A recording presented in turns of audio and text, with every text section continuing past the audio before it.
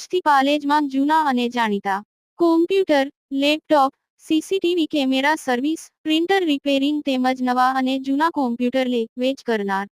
Admission form તેમજ તમામ સરકારી ફોર્મ ઓનલાઈન ભરી આપવામાં આવશે.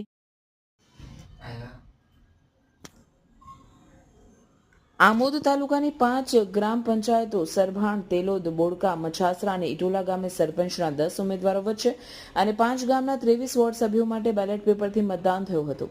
સ્થાનિક સ્વરાજ્યની ચૂંટણી હોય, મતદાન મથકો પર મતદારોમાં મતદાન માટે ઉત્સાહ જોવા મળ્યો હતો. આમોદ તાલુકાના ઇટોલા ગામે માત્ર સરપંચની ચૂંટણી યોજાઈ હતી, કારણ કે તેમાં વોર્ડ સભ્યો ઉમેદવારી જ નોંધાવી ન હતી, જેથી સરપંચની ચૂંટણી માટે રસાકસી જોવા મળી હતી.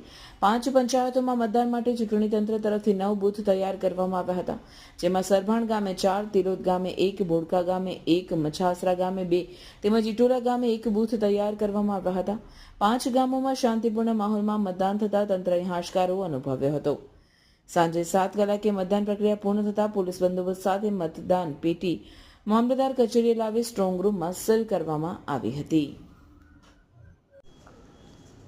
ગુજરાતના અગ્રીમ અખબારોમાં આપની કોઈ પણ પ્રકારની જાહેરાત આપવા માટે સંપર્ક કરો. જાહેરાત વ્યાજબી ભાવે પ્રસિદ્ધ કરી આપવામાં આવશે.